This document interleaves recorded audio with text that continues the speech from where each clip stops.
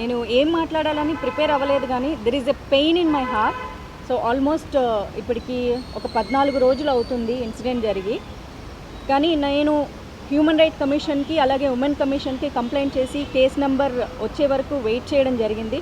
At the same time Sankranti holidays కూడా రావటం వల్ల దీనికి కొంచెం టైం తీసుకోవాల్సి వచ్చింది నేను.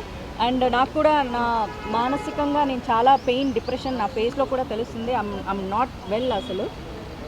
ఇప్పటికీ నాకు సమయం దొరికింది. At the same time cinema వాళ్ళంటే ఒక రకంగా, అంటే నేను ఆ పదం ఇప్పుడు నేను మీ ముందు యూజ్ చేయలేను, కానీ జేసీ ప్రభాకర్ రెడ్డి ఒక సీనియర్ పాలిటీషియన్. ఆయన ప్రస్తుతం అలయన్స్ ప్రభుత్వంలో ఉన్నారు. గతంలో మాజీ ఎమ్మెల్యేగా కూడా చేశారు. ప్రస్తుతానికి వాళ్ళ కొడుకు తాడిపత్రి ఎమ్మెల్యేగా చేస్తున్నారు. Municipal chairman commission of Tadipatri కూడా ఉన్నారు. సో వారు నా మీద అనవసరమైన వ్యాఖ్యలు చేశారు. మహిళల సంరక్షణ కోసం నేను మాట్లాడడం మాత్రమే జరిగింది తప్ప నేను ఎవ్వరి పేర్లు కూడా మెన్షన్ చేయలేదు. ఎప్పట్లాగే సోషల్ అవేర్నెస్ కోసం నేను వీడియోస్ చేస్తూ ఉంటా.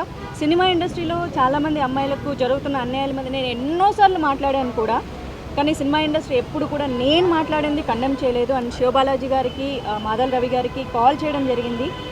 సినిమా ఇండస్ట్రీ అమ్మాయిని అయినందుకు నన్ను పని కట్టుకొని ఇలా అన్నారు. సినిమా షూటింగ్స్లో పూలు చల్లుకోవడం వల్ల వాళ్ళు నేకెడ్గా ఉంటారు అన్న ఒక విషయాన్ని కూడా ఆయన ప్రస్తావించి బాడీ షేమింగ్ చేయడం కానీ, సినిమా క్రియేటివిటీని కించపరచడం కానీ, లేకపోతే సినిమా వాళ్ళు అంటే ఒకసారి సినిమా చేసి మానేస్తే, లేకపోతే సినిమాలు చెయ్యాలంటే కూడా వాళ్ళు ప్రాస్టిట్యూషన్ కిందే లెక్క కడతారు, లేకపోతే వాళ్ళు అదే చేసి బతుకుతుంటారు, బ్రతుకుదెరుకు వాళ్ళకి అదే బ్రతుకుదెరువు అని ఆయన పదే పదే మాట్లాడడం. క్షమాపణ 2 రోజుల తర్వాత చెప్పినా సేమ్ ఇష్యూ మళ్ళీ చెప్పారు. వాళ్ళు ఏదో బతుకుదెరువు కోసం చేసుకుంటూ ఉంటారు, కానీ నేను అనకూడదు.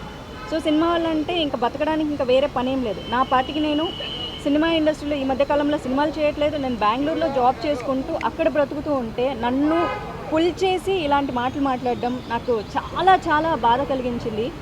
శివ గారికి ఎప్పుడైతే నేను కాల్ చేశానో ఇలా నాకు మన సినిమా ఇండస్ట్రీ నుంచి కండెమ్ చేయాలని అడిగితే చాలా వెంటనే స్పందించారండి.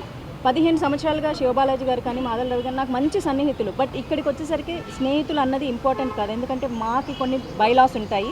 దాని ప్రకారం మాత్రమే వాళ్ళు ఏదైనా యాక్షన్ తీసుకోగలరు. పర్సనల్ ఇష్యూస్ అన్నది ఇక్కడ తీసుకోరు. ఇది సినిమా ఇండస్ట్రీకి సంబంధించింది. నేను ఇక్కడ సినిమాలు చేశాను కాబట్టి దానికి ఏం కావాలని మొత్తం ఆయన స్టోరీ విన్న తర్వాత హీ సెడ్ ఓకే, ఇది తప్పకుండా నేను రిసీవ్ చేసుకుంటానని చెప్పారు. థ్యాంక్ యూ శివ గారు, థ్యాంక్ యూ సో మచ్. అలాగే మంచు విష్ణు గారితో కూడా మాట్లాడడం జరిగింది. హీ సెడ్ ఓకే అని చెప్పారంట. వెంటనే రెస్పాండ్ అయ్యారు, వితిన్ సెకండ్స్లో రెస్పాండ్ అయ్యారు. చాలా చాలా థ్యాంక్స్. ఎందుకంటే నేను ఈ విషయంలో నిజంగా థ్యాంక్ యూ చెప్పుకోవాలి. రవి గారు థ్యాంక్ యూ అండి.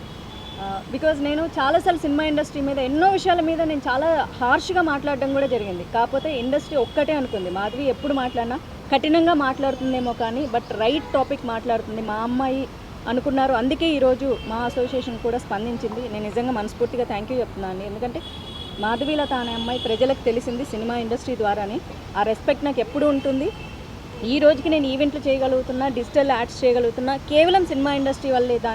నాకు మనీ వస్తుంది, నేను బతుకుతున్నాను.